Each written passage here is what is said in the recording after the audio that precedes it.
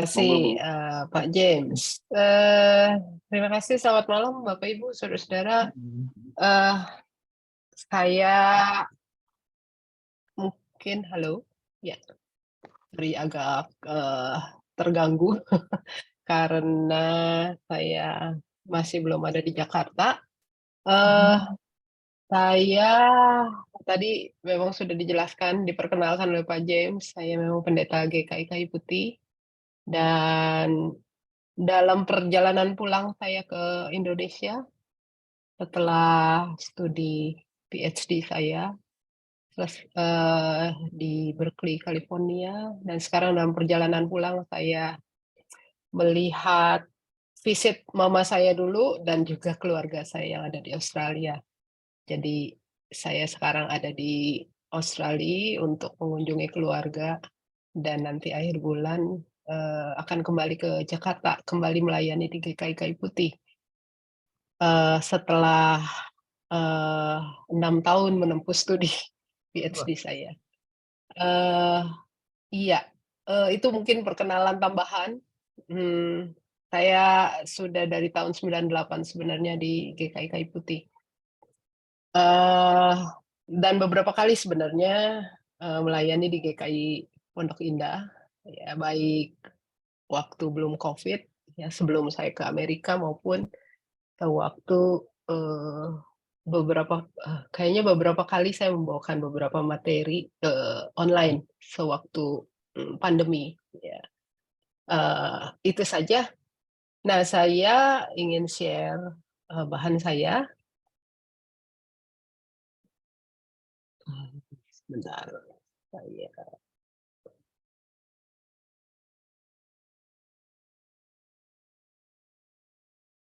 akan share bahan saya sebentar. Iya,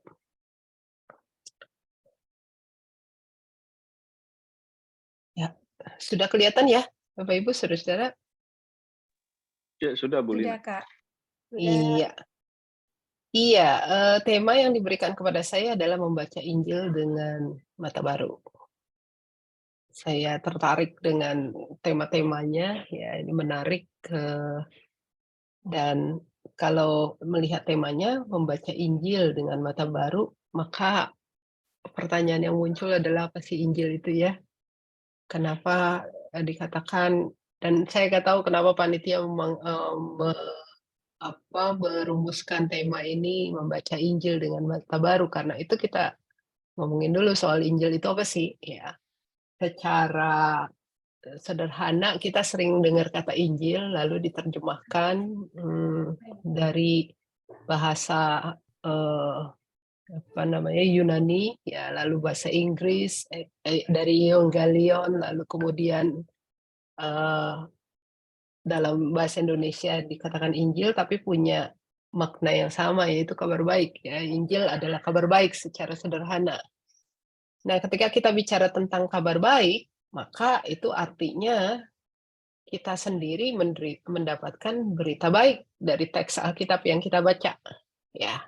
Semoga saya nggak salah dari panitia yang merumuskan tema ini nih, ya membaca Injil dengan mata baru berarti dalam bayangan saya, kita semua ingin bisa kalau membaca Alkitab, kita dapat berita baik gitu ya, kabar baik dari apa yang kita baca. Kita ingin mendapatkan sesuatu yang berguna, yang bermanfaat buat hidup kita. Nah, saya ingin memulai ketika kita bicara tentang saya ingin mendapatkan kabar baik ya. Nah, berita Alkitab seringkali, kalau dilihat secara sejarahnya gitu ya, eee, dalam sejarah pemahaman Alkitab gitu ya, mendapatkan berita atau kabar baik dari Alkitab itu sendiri, misalnya saja dari sejarahnya itu pada abad, pertengahan ya, abad pertengahan itu dari abad keempat sampai abad ke-15, 16 Masehi gitu kan. Sayangnya kabar baik itu kadang-kadang nggak menjadi milik umat, ya. Kenapa? Karena dalam sejarahnya ini hanya menjadi milik kelompok tertentu. Siapa kelompok tertentu itu? Yang pasti, yaitu yang belajar teologi, ya, yang belajar teologi. Eee, Bahkan di abad-abad awal, abad pertengahan ya,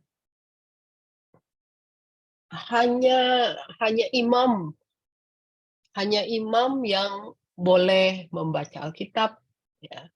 Karena Alkitab itu tidak boleh diterjemahkan dalam bahasa lain kecuali dari bahasa aslinya maupun bahasa Latin saat itu, ya. Eee, atau bahasa Yunani ya, bahasa lainnya nggak boleh. Jadi karena itu yang belajar teologi saja, yang bisa membaca, yang bisa menggalinya. Bahkan juga ibadahnya pun dilakukan dengan bahasa Latin dan sebagainya. Baru kemudian karena itu ketika pada, zaman reformasi itu ya, Luther yang memulai dengan mengatakan bahwa Alkitab itu harus bisa dipahami, bisa dimengerti, kabar baik itu bisa diterima oleh semua orang. Karena itu dia mulai menerjemahkan Alkitab itu ke dalam bahasa Jerman dan kemudian tersebar dan sebagainya. Jadi kita lihat, bahwa sejak abad pertengahan itu berita Alkitab terus terang hanya menjadi milik kelompok tertentu, yaitu orang-orang yang belajar teologi. Dan rasanya kita juga, eee, bukan hanya pada abad pertengahan ya, pada apa, pada bahkan abad-abad 21 ya, 21 memang sekali lagi, eee, orang hanya mendapatkan berita Alkitab itu dari apa kata pendeta misalnya ya, dan seolah-olah, hanya, mereka yang belajar teologi, hanya para pendeta lah gitu ya, yang punya, kemampuan untuk itu. Jadi umat tinggal telan aja apa yang diperoleh dari pendeta ya. Nah ini yang ketika kita bicara tentang kabar baik, berita berita baik itu sayangnya tadi ya, pada abad-abad awal, pertengahan, dan juga sampai awal abad bahkan ada awal abad 21, kita masih, terkungkung pada situasi yang sama. Nah, terus terang perubahan dunia ini mengubah mengubah banyak hal, termasuk juga mengubah cara berpikir ya. Orang mulai, bicara tentang critical thinking terhadap apa yang diterima, apa yang dibaca ya, apa yang didengar. Ya, khotbah-khotbah juga dikritisi dan sebagainya ya, pengajaran-pengajaran yang bersumber dari Alkitab pun dipertanyakan dan lain-lain. Ini perubahan dunia ya, dan juga tentu saja membentuk budaya baru, new culture itu ya. Misalnya saja kita tahulah seiring dengan, apa namanya, revolusi industri ya, orang mulai berpikir tentang, sesuatu yang logis ya. Bahwa ajaran gereja pun atau Alkitab pun yang dibahas, yang diberikan itu, tidak bisa begitu saja diterima, apalagi kemudian, sains berkembang dan lain-lain. Terjadi perubahan-perubahan dan orang mulai melihat bahwa, bukan lagi sesuatu yang harus dicekoki gitu ya, makna itu bukan sesuatu yang ya udah diterima aja, tetapi orang mulai berpikir tentang rasanya hidup ini bicara tentang meaning making ya, membuat makna dari apa yang, kita jumpai, apa yang kita dengar, apa yang kita baca dan sebagainya. Jadi ini terjadi perubahan ya, dan karena itu ini berpengaruh juga bahwa Alkitab kemudian terbuka untuk dibaca dan ditafsir secara beragam, ya.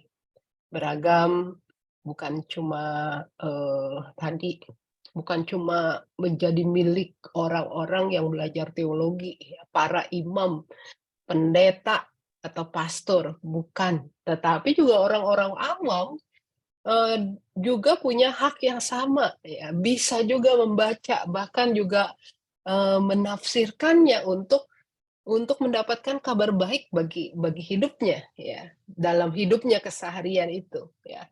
Dan karena itu kenapa mulai berkembang tadi perubahan-perubahan itu berkembang juga mempengaruhi adanya metode-metode tafsir Alkitab yang beragam ya. Bapak Ibu Saudara-saudara misalnya saja eh, semuanya teolog Jerman ya, kebetulan teolog Jerman semuanya. Friedrich Schleiermacher yang hidup tahun 1768 sampai 1834. Dia dikenal sebagai seorang teolog Alkitab yang memegang apa yang disebut hermeneutik klasik ya, penafsiran gaya klasik nih ya. Dia dengan mengatakan well make a jump to the distance from your context to the original author. Dia mau mengatakan bahwa memang antara Alkitab ya, teks di dalam Alkitab dengan hidup kita sekarang itu ada jarak ya. Nah, ini jarak bagaimana jarak itu dipertemukan yaitu kita harus melihat apa yang terjadi pada si penulis gitu ya.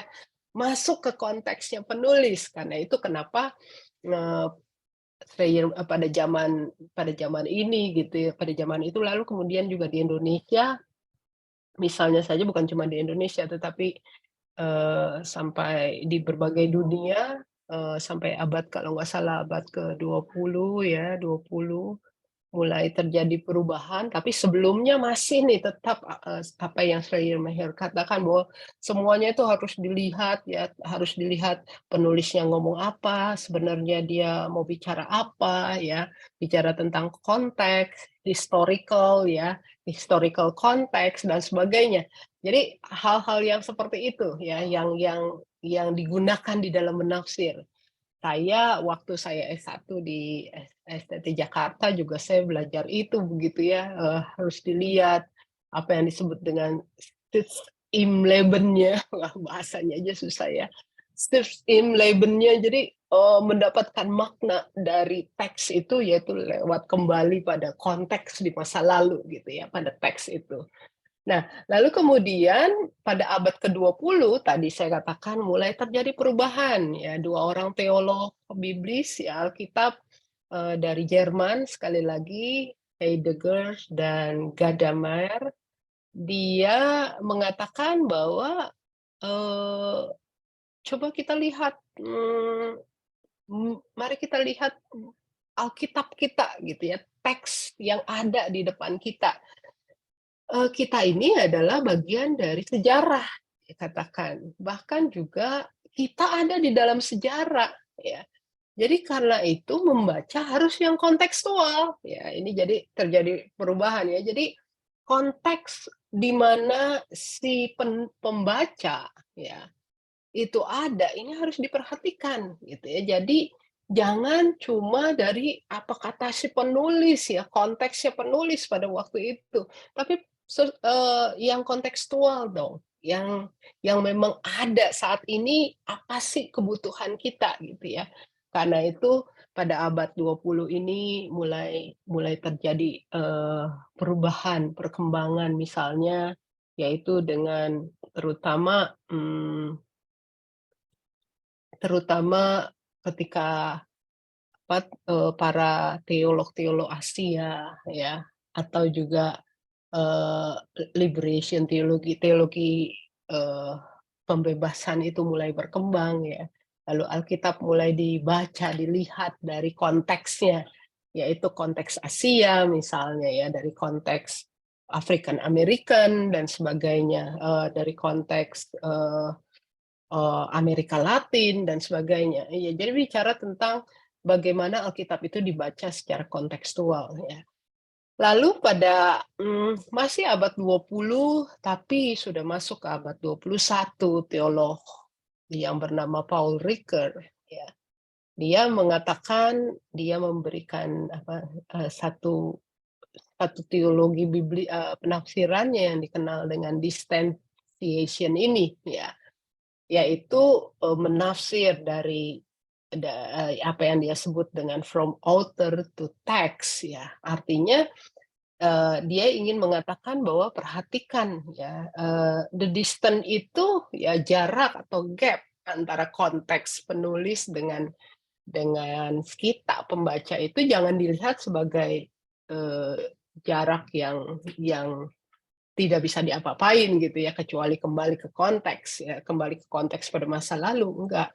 Tetapi ini bukan penghalang ya, jarak ini bukan penghalang. Kenapa? Karena kalau bicara tentang sebuah tulisan, karya tulis, dia mengatakan bahwa, pengarang yang menulis karyanya ya, itu kan butuh juga pembaca yang membacanya, ya. Itu artinya apa? Ketika si penulis itu menulis teksnya, maka dan ketika itu dibaca oleh orang lain, maka penulisnya tidak berhak lagi atas karyanya, gitu ya. Jadi teks itu bukan lagi menjadi milik pengarang. Jadi dengan kata lain misalnya kalau saya menulis buku begitu ya, saya menulis buku, saya bisa pakai pemikiran saya dan sebagainya, tapi seketika Bapak, Ibu, saudara-saudara membaca buku saya nggak berhak lagi mengatakan bahwa, "Eh, bukan begitu, buku saya bukan begitu maksudnya." Enggak, karena Bapak, Ibu, saudara-saudara berhak untuk memberikan, makna ya. Bisa jadi makna itu baru ya, bukan lagi menjadi milik saya, tapi menjadi milik Bapak, Ibu, dan saudara-saudara. Ini yang Paul Ricoeur katakan bahwa ketika Alkitab itu selesai ditulis oleh para penulisnya, ya, maka teks itu tidak lagi menjadi milik pengarang.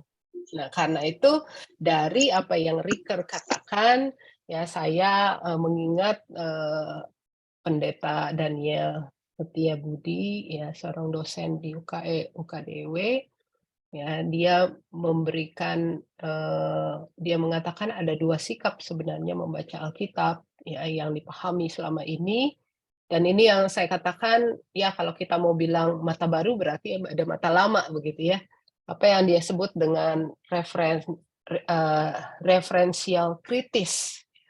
Artinya kita mengeksplorasi sistem bahasa dalam grammar, entitas sastra dan unsur historis di mana teks itu berkembang tadi ya. Cara menafsirkan Alkitab yang memang tadi dipelajari oleh mahasiswa-mahasiswi teologi pada umumnya pada waktu itu dan sekarang juga masih, yaitu misalnya lihat, gimana nih, teks itu grammar-nya dari mana, bahasanya dari kata apa gitu ya, ini jenis sastranya apa, lalu historis kritisnya seperti apa, jadi semacam itu ya.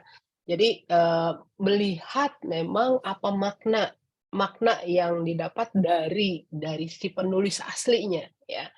Eee, nah, ketika kita bicara tentang mata lama ya, Pendeta Timo juga mengatakan bahwa yang model seperti itu tadi ya, model membaca seperti itu, memang mau tidak mau, kita akui mata lama itu membaca Alkitab itu terikat pada kepentingan yang berkuasa. Tadi saya bilang ya, eee, kan yang belajar seperti itu yang menguasai teologi ya, yang belajar teologi, yang belajar, bagaimana menafsir Alkitab dan lain-lain gitu ya. Jadi karena itu, dalam sejarah, sekali lagi dalam sejarah gereja akhirnya memang ketika kaum ini berkuasa gitu ya, punya kepentingan-kepentingan dalam menafsir Alkitab dan umat atau orang lain yang tidak belajar rasanya nggak bisa gitu ya mengkritisi karena saya nggak belajar untuk itu. Dan memang tadi dalam sejarah gereja memang nyata misalnya aja penindasan-penindasan yang dilakukan oleh, eee eee, di Amerika misalnya kelompok, kulit putih kepada kulit hitam, itu memakai ayat-ayat Alkitab. Terus terang saya membaca satu buku yang menarik gitu ya, yang memang di situ dijelaskan bagaimana, apa namanya, perbudakan itu disahkan, dilegalkan dengan menggunakan, ayat-ayat Alkitab ya. Jadi sekali lagi, eee, ini bisa terikat pada kepentingan yang berkuasa dan didominasi oleh kelompok mayoritas.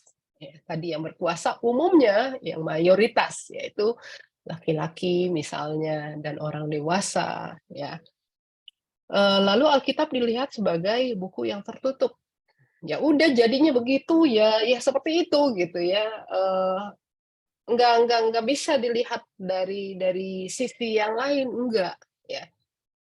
Apa yang tertulis itulah dia gitu ya, itu letter luck seperti itu gitu, ya. Dan Alkitab dibaca secara normatif deduktif, ya. Tadi ya nilainya udah itu aja gitu, nggak, nggak bisa dilihat dari segala sisi gitu. Nah teologi teologi Alkitab itu sendiri dilihat sebagai meaning receiving ya tadi, si umat itu ya menerima aja, telen aja apa yang diberikan, dipaparkan oleh orang-orang yang belajar teologi, ya. Dan tadi itu mata lama gitu ya. Nah, ketika kita bicara tentang mata baru, Pak Daniel Setiabudi juga mengatakan tadi sikap yang kedua, ya, yang berbeda dari, referensial kritis yaitu eksistensial.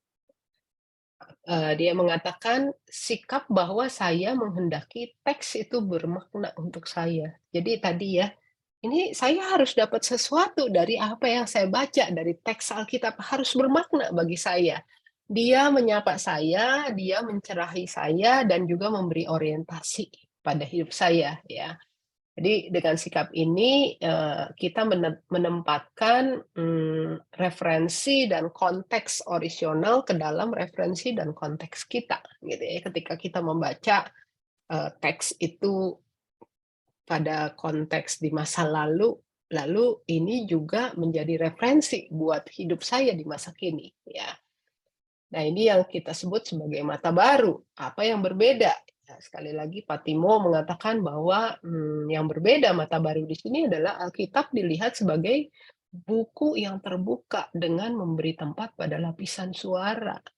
Karena itu tadi eh, melihat dengan mata baru di sini akhirnya memberikan suara-suara pada yang selama ini dibungkam ya dalam tanda petik, yaitu umumnya tadi orang-orang yang tidak belajar teologi atau selama ini menjadi kelompok minoritas. Karena itu perkembangan teologi, tafsir Alkitab itu sangat berkembang. Misalnya saja ada yang namanya tafsir feminis, ya.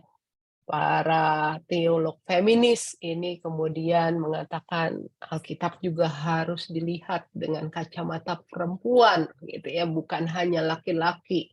Atau juga, kelompok, anak-anak muda ya dengan, pelayanan kaum mudanya juga berhak untuk membaca Alkitab dan melalui pengalaman hidup sebagai orang-orang muda bagaimana melihat, yang selama ini dibungkam misalnya gitu ya, berhak juga untuk bersuara dan sebagainya. Jadi memberikan space pada kelompok minoritas ya, dan di sini menjaga keseimbangan antara individu dan komunal. Nah ini yang, tadi dalam mata baru cenderung ya tadi, para teolog-teolog barat pendekatannya itu adalah kalau mendapatkan makna ya makna untuk siapa? Untuk individu saja gitu ya.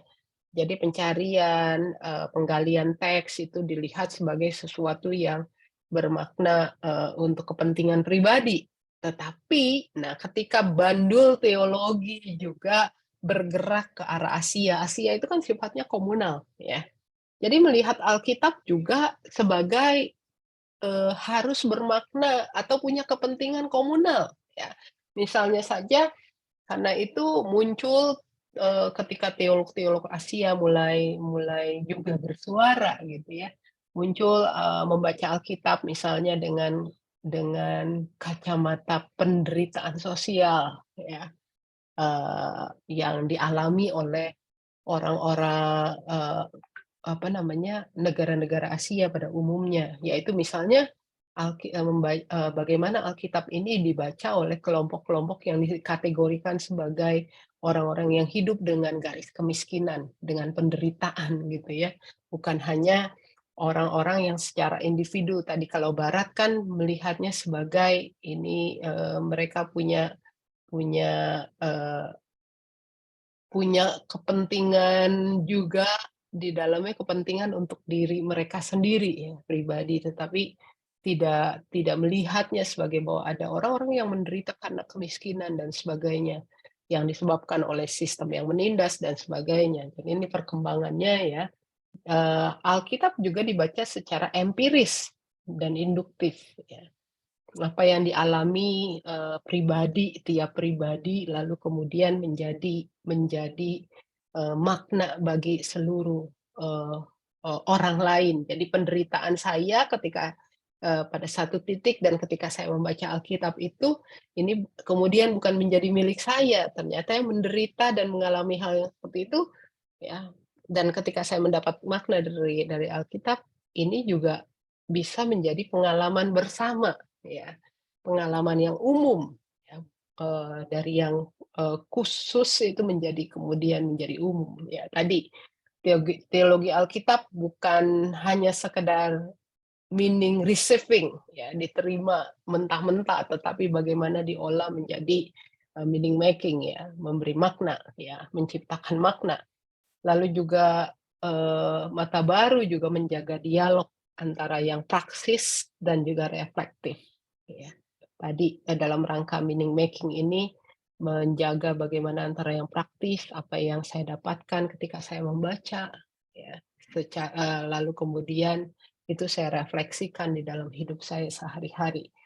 Nah, karena itu ketika kita melihat tadi ya dalam sejarah penafsiran, ini menariknya, Pendeta Robert Setio, sekali lagi, dosen Alkitab, dari UKDW, memperlihatkan nih, saya bisa mengatakan ini sebenarnya range dari mata lama ke mata baru begitu ya, apa yang dia sampaikan. Misalnya saja, eee pada abad-abad tadi ya awal, mata lama ini, maka pertanyaannya muncul, apa yang sesungguhnya terjadi pada pada pada pada teks Alkitab yang kita baca? Dulunya tuh terjadi seperti apa ya? Jadi memang berfokus pada realita, eee, pada pada saat teks itu ada gitu ya, eee, dan prinsipnya kebenaran ya, dan karena itu metodenya historis kritis, arkeologis, dan lain-lain tadi ya, katanya, maknanya, katanya gitu ya, grammar-nya ya, eee, lokasinya, ya siapa penulisnya, ini dia. Lalu, pada range yang kedua, pada stage yang kedua, ya ketika sekali lagi sejarah perkembangan tafsir Alkitab itu terjadi, lalu orang mulai beranjak pada apa yang menjadi maksud penulis atau pengarang ya. Masih berarea, mencari apa sih maknanya itu dari apa yang ditulis oleh si pengarang. Jadi yang difokuskan pada pikiran penulis atau pengarang, yaitu mengenal penulis atau pengarang, lalu kemudian karena itu kenapa terjadi kritik redaksi, psikoanalisis, dan lain-lain. Lalu kemudian berkembang lagi, ya bandulnya semakin bergerak nih dengan pertanyaannya apa yang dikatakan oleh teks itu sendiri. Jadi sekarang fokusnya pada teks ya, bukan lagi pada penulis.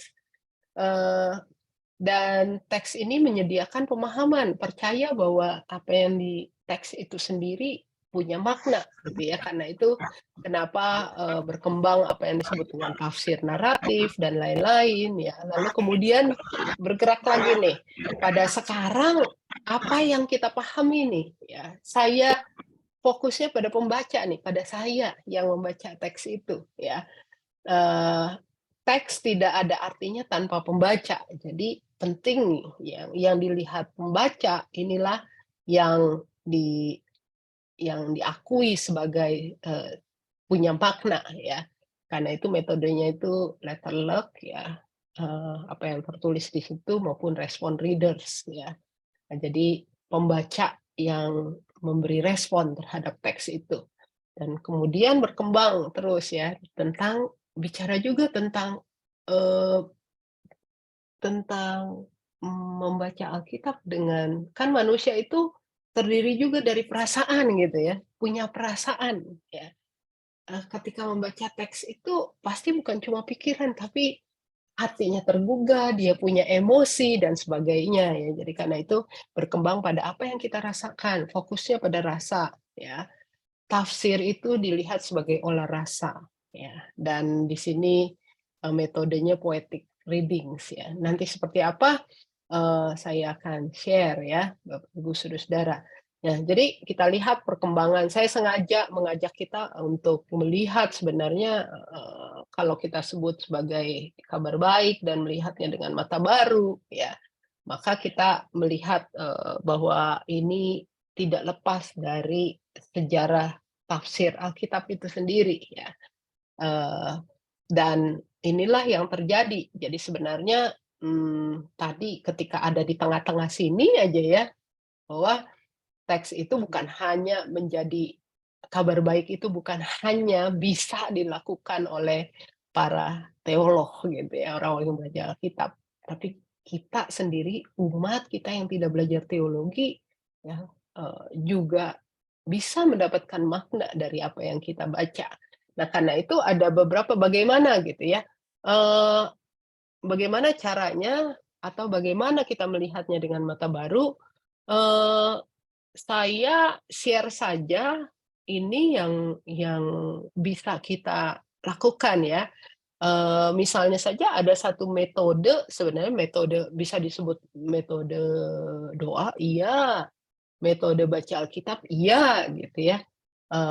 Yang disebut mungkin Bapak, Ibu, saudara-saudara pernah mendengar atau pernah melakukan juga, apa yang disebut dengan Lectio Divina, ya. Lectio itu bacaan, Divina itu ilahi atau suci, gitu ya, ini dari bahasa Latin. Nah, Lectio Divina itu seperti apa sih? Kalau sudah tahu saya, mengingatkan saja ya, eee, Lectio Divina ini cara mengembangkan relasi yang intim dengan Tuhan melalui perenungan akan firman-Nya secara mendalam, ya. Ada 4 langkah Lectio Divina ya, seorang spiritualis Kristen, Thomas Keating, di dalam bukunya Open Mind, Open Heart, dia mengatakan ada 4 langkah, yaitu apa yang disebut dengan Lectio, Meditatio, Oratio, dan Contemplatio, ya. Gimana nih caranya? Ini sekali lagi Lectio Divina ini, memang merenungkan itu banyak dari firman, dari Alkitab, tapi sekali lagi, ini juga menjadi metode doa gitu ya. Eee, yang pertama, Lectio ini memilih teks Alkitab ya, bisa jadi kita sudah punya ya, mungkin di GKI Pondok Indah punya renungan-renungan harian dan di situ ada teksnya gitu ya. Nah, Lectio Divina ini adalah teks Alkitab itu kita baca berulang-ulang ya, berkali-kali ya. Jadi bukan cuma baca satu kali ya, berkali-kali kita baca 2 kali, 3 kali, 4 kali, 5 kali gitu ya. Nah, ketika kita membaca, kita diajak juga untuk merenungkan, apa yang teks ini ingin katakan pada diriku. Jadi itu ya, fungsi membacanya berkali-kali itu membuat kita, menimbulkan awareness tentang sebenarnya teks ini mau bicara apa tentang diri aku ya, diriku gitu ya. Nah, lalu yang kedua, meditatio ya, merefleksikan. Mulai di sini memperhatikan bisa jadi pada satu kata atau satu kalimat gitu ya, yang kuat itu muncul muncul, misalnya saja, yang kita dari teks tertentu, misalnya kita ingat perkataan Tuhan Yesus yang mengatakan, eee, "Mengapa kamu khawatir?" Ya. Kekhawatiran tidak menambah saja sehasta dari hidupmu. Mungkin itu yang kita ingat, jadi kita ulang terus ya, mengulangi kalimat itu sehingga menjadi satu doa lalu kemudian mengingat juga kenapa kata khawatir ini muncul, kenapa, eee, muncul dalam hidup saya bahkan dari semua, baris kalimat gitu ya, dari satu perikop itu, kenapa kata khawatir ini muncul. Jangan-jangan memang saya sedang bergumul dengan perasaan khawatir dan lain-lain ya. Jadi menemukan pengalaman yang dekat sekali dengan kata atau kalimat itu ya. Lalu kemudian di sini sekali lagi Lectio Divina ini juga menjadi model doa ya. Jadi berdialog dengan Tuhan mengenai kata atau kalimat itu. Nah itu tadi, oh mungkin memang saya lagi khawatir, khawatir apa? Mungkin anak saya lagi mencari pekerjaan dan sampai sekarang belum dapat gitu ya. Padahal dia udah berusaha keras, jadi saya khawatir dengan masa depannya, mungkin itu yang kita terus gumuli. Nah ini yang bagaimana membaca Alkitab dengan mata baru gitu ya. Jadi model model kita membaca Alkitab juga diperbaharui lalu dikaitkan dengan apa yang kita alami ya. Dan bisa menuliskannya kemudian, menjadi sebuah kata atau kalimat, bahkan juga refleksi gitu ya. Saya sharing untuk hal ini, kami di GKI Kayu Putih sudah sejak awal, renungan di warta jemaat, saya nggak tahu di Pondok Indah ada renungan warta nggak ya, biasa ya di awal. Nah, renungan warta jemaat kami itu dibuat oleh, umat, bukan oleh para pendeta. Tapi oleh umat. Mereka mengirimkan ya tiap minggu, ya isinya renungan-renungan dari pengalaman sehari-hari itu, gitu ya. Eee, ini yang didapat dari membaca Alkitab, dengan cara mereka, lalu mereka menuliskannya ya.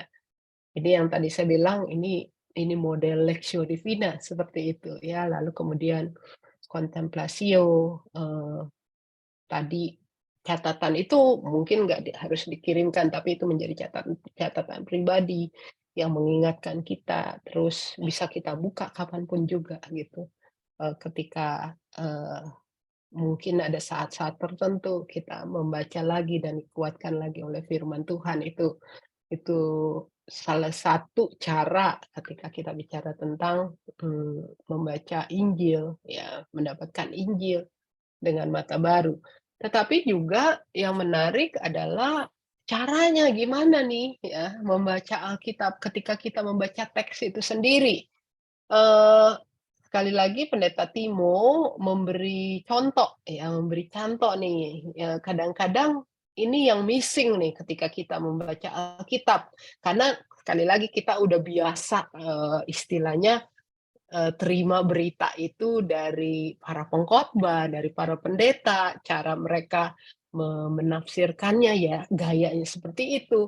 Mau tidak mau ya kayaknya, oh kalau cerita tentang domba yang hilang ya itu lagi gitu ya. Tapi Pendeta Timo mengatakan, "Nah begini nih caranya melihat dengan mata baru ya." Biasanya kalau kita membaca Lukas 15 ayat 4 sampai 7 tentang domba yang hilang, ada tiga hal kan, itu, dari 100 domba itu lalu yang satu pergi gitu ya, domba itu pergi, lalu yang kedua gembala mencari gitu, dan setelah gembala mendapatkannya, maka dia mengundang teman-temannya untuk pesta gitu. Kenapa? Karena bahagia yang satu itu telah ditemukan. Ya, Pendeta Timo mengatakan, eee biasanya khotbah dan renungan-renungan kita itu lebih banyak menjelaskan poin kedua dan ketiga tadi ya, apa namanya, gembala itu menemukan lalu mengadakan pesta, itu yang kita dengar ya. Tapi sebenarnya, ada yang bisa menjadi peluang kita mendapatkan makna baru dari cuma sekedar poin 2 dan poin 3 yaitu pertanyaan yang, pernah kepikir nggak sih ya tentang si domba itu. Kenapa ya domba itu milih pergi? Lalu kemudian saya coba kaitkan dengan diri saya sendiri. Iya, saya sebagai orang Kristen juga kadang-kadang suka kabur-kaburan gitu ya. Eee, Kabur-kaburan saya. Apa apa yang menyebabkan saya lari dari Tuhan ya? Ya, ini dia sebagai sebuah refleksi gitu ya. Jadi Pendeta Timo mengatakan kadang-kadang kita nggak kepikir untuk memikirkan si domba yang disebut nakal itu kenapa ya?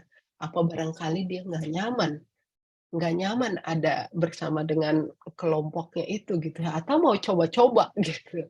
Coba-coba cari pengalaman baru gitu. Atau juga sudah nggak menyenangkan juga dengan cuma satu gembala ya. Kita nggak pernah berpikir seperti itu. Lalu coba kemudian mengkaitkannya dengan pengalaman kita. Iya, kadang-kadang kita menjauh dari Tuhan tuh karena jangan-jangan kita mau mencoba hal-hal yang baru, ya. Bukan cuma bicara tentang, ajaran saya seperti ini, saya ingin ingin belajar yang lain di luar kekristenan, jangan-jangan seperti itu. Atau juga jangan-jangan saya nggak bisa hidup bersama dengan komunitas saya gitu. Seperti misalnya Eee, anak-anak muda yang meninggalkan gereja gitu ya, jangan-jangan, oh karena gereja selama ini dianggap sebagai, banyak banyak apa namanya, banyak orang-orang yang munafik, jadi saya nggak betah ada di situ, ya. Eee, atau barangkali saya mau lari dari gembala saya karena saya merasa bersalah di situ. Jadi ini yang ingin dilihat, membaca dengan mata baru ya, coba perhatikan ada hal-hal yang lain ya, yang mungkin nggak selama ini nggak pernah terpikirkan, tetapi sebenarnya sangat bermakna buat hidup kita karena terkoneksi amat kuat dengan pengalaman kita. Atau juga saya memberi contoh ya, apa yang tafsiran yang saya buat dari Yohanes 8 ayat 2 sampai 11 tentang perempuan yang berzina ya, yang kedapatan berzina, lalu, diadili, dibawa di depan Yesus dan lain-lain, ya. Saya cepat saja untuk ini, eee, maka saya, memulai dengan titik berangkatnya yaitu pada si perempuan, gitu ya. Sebagai seorang perempuan yang waktu itu kedapatan berzina, ya ya, pasti saat itu dia merasa menyesal, "Kenapa saya harus keluar dari rumah saat itu?" Gitu ya. Jadi deh ketahuan, "Kenapa saya harus menemui laki-laki itu?" Gitu ya. Eee dan sebagainya ya, mungkin ada perasaan itu ya, merasa ketika diadili, merasa sendirian, terbuang, tidak layak, tidak mampu, keluarga dan sahabat menjauh, merasa jijik dengan diri sendiri. Ini yang saya bayangkan, yang saya imajinasikan pada diri si perempuan itu ya, bayangkan kita adalah si perempuan itu tadi. Jadi ini titik berangkatnya adalah si perempuan. Selama ini kan fokusnya pada Yesus ya, atau pada orang banyak yang bisanya menghakimi saja dan lain-lain gitu. Tapi di sini, saya memulainya titik berangkatnya adalah kalau saya perempuan itu. Perasaan-perasaan itu amat menyakitkan ya, udah merasa bahwa rasa bersalah amat besar, penyesalan yang nggak ada habisnya. Ya, dan sekarang harus berhadapan dengan pengadilan massa dan lain-lain. Titik berangkatnya pada si perempuan. Maka itu cara melihat apa yang Yesus lakukan menjadi sangat berbeda, ya. Ketika titik berangkatnya pada perempuan, yaitu misalnya saja saya mengajak pada tafsiran gestur tubuh, ya. Memperhatikan pada posisi tubuh Yesus, ya. Yang selama ini mungkin kita, eee, nggak pernah kepikir, oh iya ya, kita nggak pernah memperhatikan sebenarnya Alkitab kita itu Yohanes mencatat amat detail tentang posisi tubuh Yesus ketika, pada kasus ini gitu ya, pada situasi ini ya. Eee, karena itu, saya membantu dengan imajinasi, dengan lukisan ya, membantu imajinasi kita untuk memperhatikan postur atau posisi tubuh Yesus, ya ya, di dalam teks itu dikatakan, "Tetapi Yesus membungkuk lalu menulis dengan jarinya di tanah." Ya, ayat yang ke-6. banyak tafsiran pada bagian ini fokusnya adalah pada apa yang Yesus tulis. Ada banyak tuh, ratusan ya. Saya membaca, memang beberapa, penafsir, hanya fokus apa ya yang Yesus tulis gitu ya. Mulai, macam-macam lah tafsirannya ya, dia menulis nama orang, katanya salah satunya nama orang-orang yang bawa si perempuan itu katanya ditulis gitu ya. Ada juga enggak, Yesus lagi menulis kata-kata yang dia ucapkan, siapa yang nggak berdosa, ada banyak gitu ya. Eee, tapi saya nggak melihat itu sebagai sesuatu yang penting, karena buat saya yang penting adalah tadi ya, karena fokus saya pada postur tubuh, maka buat saya yang penting adalah postur tubuhnya Yesus, posisi tubuhnya Yesus ya. Yaitu si perempuan dikatakan hanya tertunduk. Ada di bawah persis di kaki, di antara kaki-kaki para hakimnya, ya. Jadi, sebelum memperhatikan postur tubuh Yesus, tapi membayangkan juga si perempuan itu, yang tadi merasa regret, merasa sendiri, merasa jijik gitu ya, diasingkan dan lain-lain. Pasti saya membayangkan si perempuan itu nggak bisa apa-apa kecuali tertunduk aja, nggak berani menatap siapapun juga dan dia berada di bawah. Dan memang lukisan-lukisan ya yang dilukis oleh para pelukis tentang tafsiran tentang teks ini adalah si perempuan itu tertunduk dan ada di antara kaki-kaki para hakimnya, ya. Nah, dia sendirian dan Yesus membungkuk. Kita bayangkan, apa artinya ketika Yesus membungkuk di situ?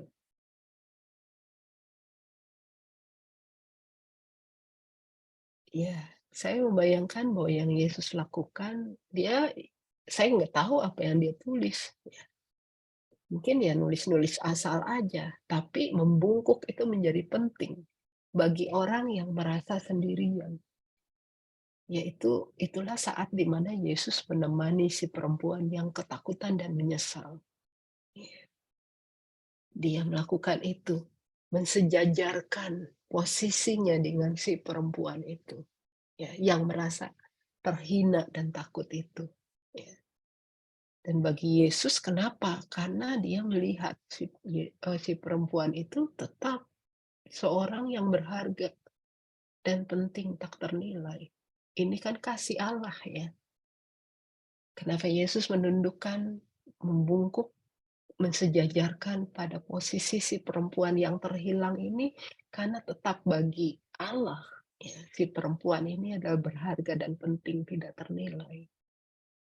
Dan si perempuan ini perlu diselamatkan dari kematian akibat dosa. Ya, ini kan misi Allah ya di dalam Kristus. Dia datang untuk menyelamatkan yang hilang, ya, akibat dosa. Ya. Dan itu ditunjukkan lewat posisi tubuhnya, ya. Dan kita perhatikan sekali lagi postur tubuhnya. Pada ayat 7 saat orang banyak terus-menerus menuntut jawaban Yesus.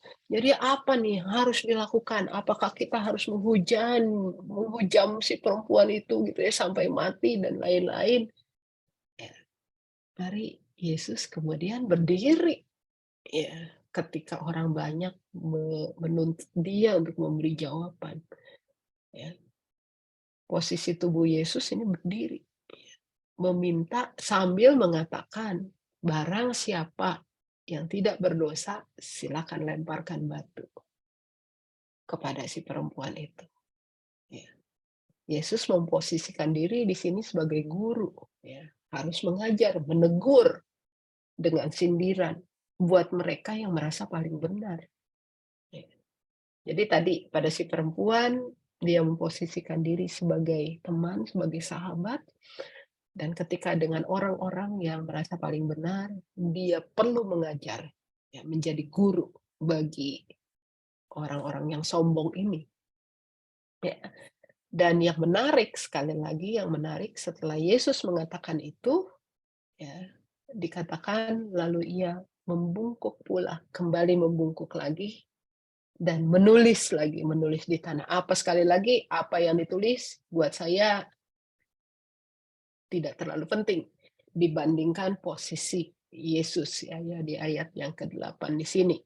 Dan ini kembali memberi makna ya, makna yang berbeda dari membungkuknya Yesus yang pertama, yaitu ketika saya membayangkan ketika Yesus mengatakan, "Siapapun juga yang kamu ya, yang menganggap bahwa orang benar, silakan lemparkan kepada si perempuan itu."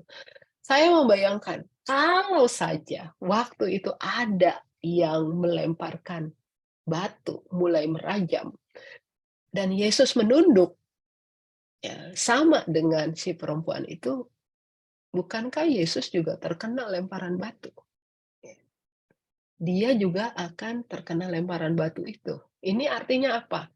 Ya, bayangkan perasaan si perempuan. Dia memiliki kawan dalam kesendiriannya, sekaligus sahabat yang bersedia mati bersamanya.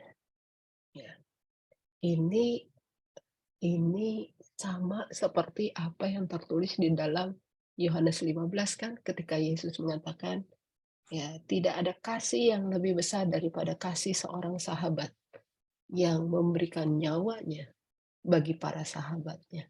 Ya. Jadi bukan hanya menjadi kawan di dalam kesendirian, tetapi Yesus juga bersedia mati. Ya. Istilahnya, ya udah kalau ada yang merajam, matilah kita bareng bersama gitu ya. Ini sejajar dengan apa yang sebenarnya kasih Allah. Dan karena itu kenapa ketika orang banyak kemudian meninggalkan satu persatu, Yesus bertanya, "Loh, kemana nih?" Ya, dia juga nggak tahu apakah orang orang itu akan merajam atau enggak gitu ya. Tapi, oh, nggak ada siapa-siapa, dia bertanya kepada si perempuan itu, dan perempuan itu mengatakan, "Mereka semua pergi." Karena itu, kenapa dia mengatakan, ya ini dia sekali lagi kasih Allah yang istilahnya maksimal gitu ya. Ketika dia mengatakan, "Kalau begitu, aku pun tidak menghukum engkau, karena itu pergilah dan jangan berbuat dosa lagi." Jadi komplit nih ya, sebuah kasih yang Allah perlihatkan lewat kisah ini, terlihat juga kan, maknanya dari apa, dari postur ya, dari posisi tubuh Yesus yang menunduk, berdiri, menunduk lagi gitu ya. Ini melihat dengan mata baru ya, cara bagaimana kita membaca dan menemukan makna itu. Iya, mungkin dari saya, sampai di sini dulu, ya. Silakan Pak James, barangkali memandu ada Ya, teman-teman yang mau terima kasih sharing. Bu Pendeta Lina atas pemaparannya.